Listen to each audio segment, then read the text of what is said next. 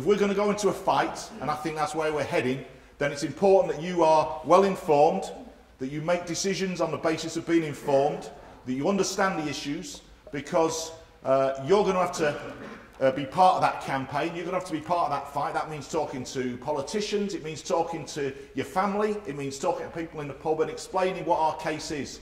So you need to understand some of the detail of where we are and how we've got to where we are. In 2007, 2008, you'll recall, there was a banking crisis, and then the world economy went into meltdown.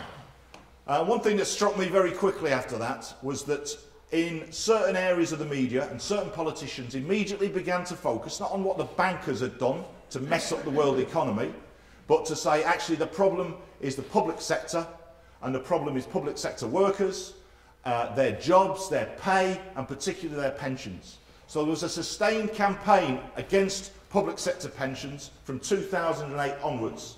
And after the general election, it became clear, as I say, that they were going to launch a major attack.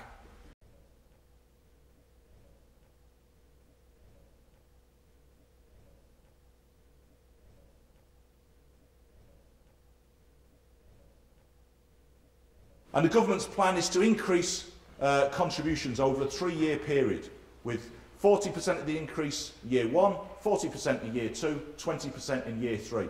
And you would end up paying broadly 3.2% more over that period.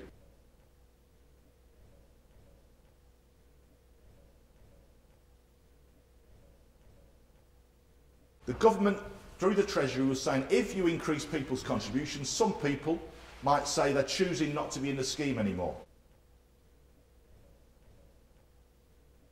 We said, well, what evidence have you got that it's only 1%? And that's why we did the survey.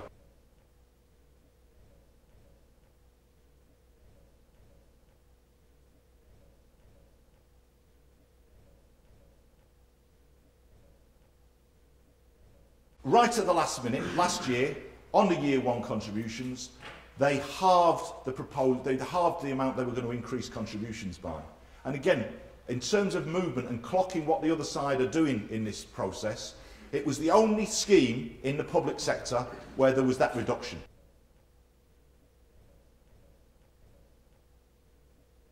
The single most important issue for firefighter pensions is the question of pension age. And it's because of the physical demands of doing the job. I don't need to tell you that, you understand that. The physicality of the job, fitness standards, all of those related issues are key to firefighter pensions.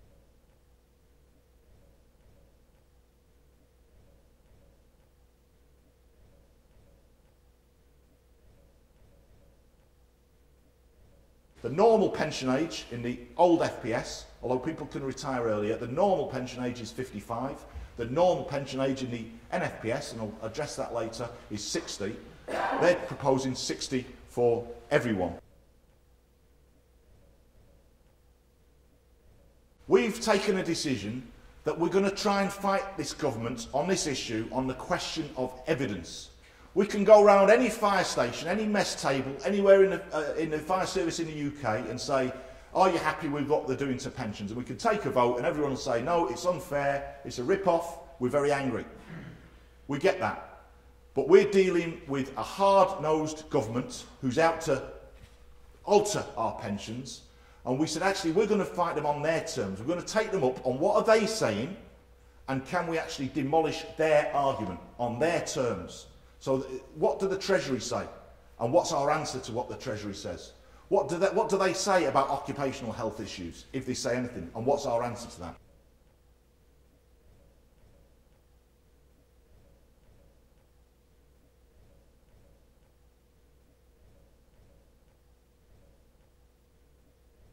Actually, we're probably international experts now, the Fire Brigades Union, on firefighter pensions, fitness standards, and all of that. We've done international surveys, for example, using our colleagues in other firefighter unions in North America, Australia, around Europe, got all that information. Information about fitness standards, information about the physical demands of firefighting.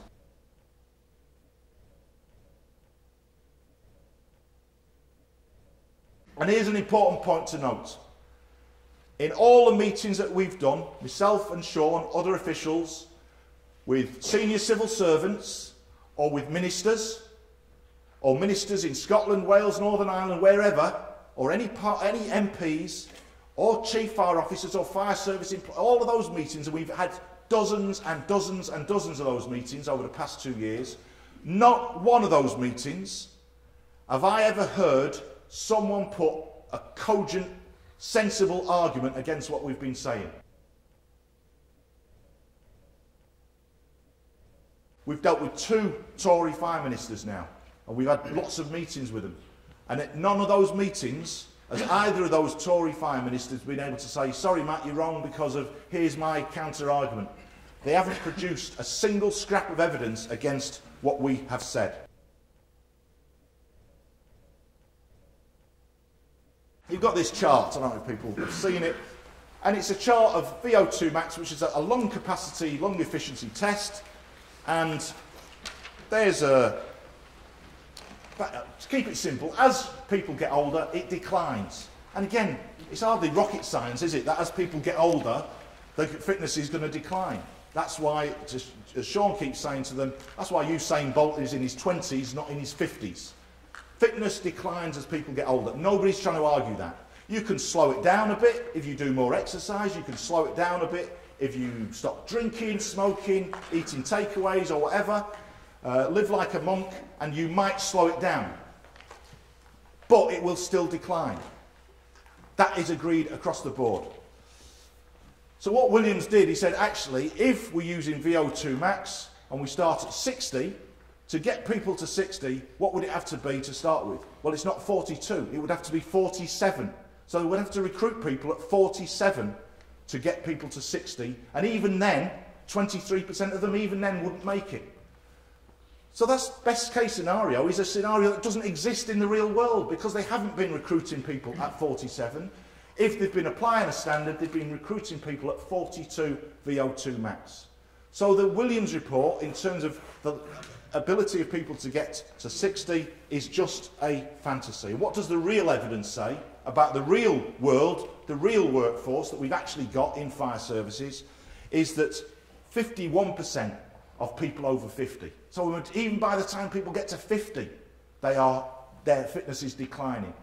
And that's actually why the old firefighters' pension scheme is a pretty sensible scheme for the fire service.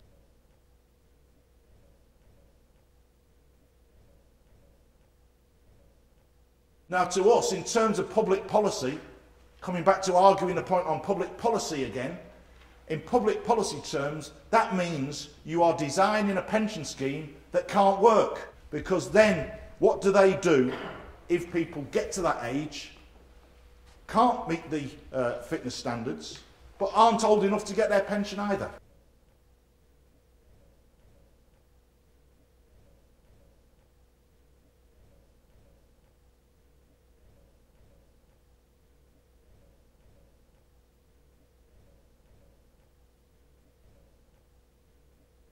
Significant numbers will not get to pension age and will face capability dismissals. And what is capability? Well, there's different ways people can be sacked in employment law. They can make the job redundant. They say the job doesn't exist, you're sacked. A redundancy is a sacking. They can say, you've broken our discipline rules. You know, you've stolen the chief officer's car, and that's against the rules, we're sacking you for that. And the other one is capability. And capability says, you don't meet our standards. We've set these standards, you do not meet them, and therefore you're sacked. It's a pretty nasty way to deal with people. And it's a pretty nasty way to deal with people on the question of fitness when you've designed a pension scheme that means they can't retire at the time that the pension scheme should be allowing them to retire.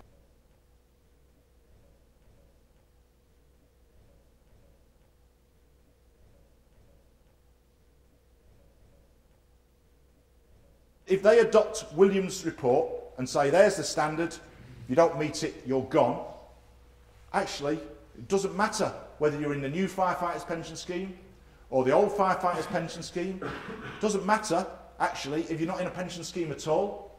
It doesn't matter if you're under the so-called 10-year protection. All of us, every single one of us, faces that threat of capability dismissals if they get away with what they're doing currently.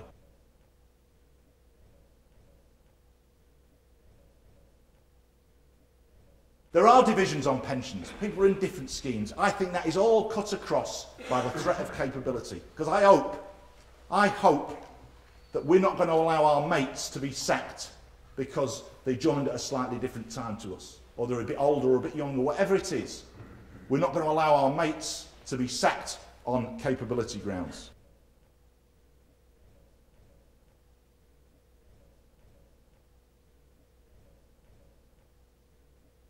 What Williams said in his report about fitness was, in order to achieve these improved fitness standards, everyone needs 2.5 hours fitness training a week within the work routines.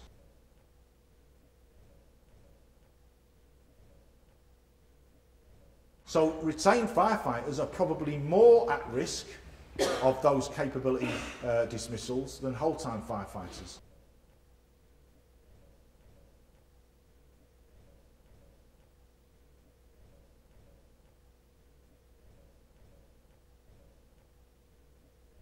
This union cannot and will not sign up to a pension scheme that can't work.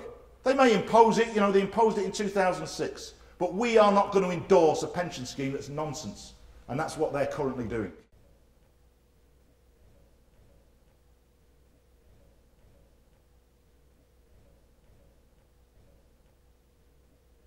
Currently, the government is not listening.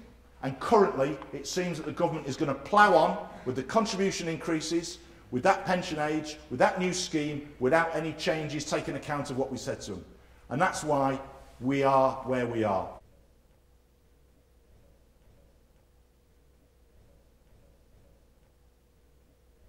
We cannot allow this government to get away with completely ignoring the evidence we've put before it. We cannot allow them to do that. So, unfortunately, the Executive Council's got meetings scheduled next week, week after, and so on. At some point, very soon, the Executive Council is going to have to make that decision on balloting. And what we're here to say to you is that if that ballot comes, we urge you to support us in that ballot. This job is about looking after each other. It's about teamwork. That's what we're supposed to be trained in. Well, this union's also about looking after each other. This union's about looking after each other. We're at a stage now where we are facing potentially thousands of our members facing that threat at some point in their career of not getting their pension and facing capability dismissals. I say, the Executive Council says, and I'm sure you say, that is not acceptable. This job's about teamwork. It's about looking after each other. We look after each other on the station, on the fireground, and if it comes to it, we'll look after each other when we're on strike as well.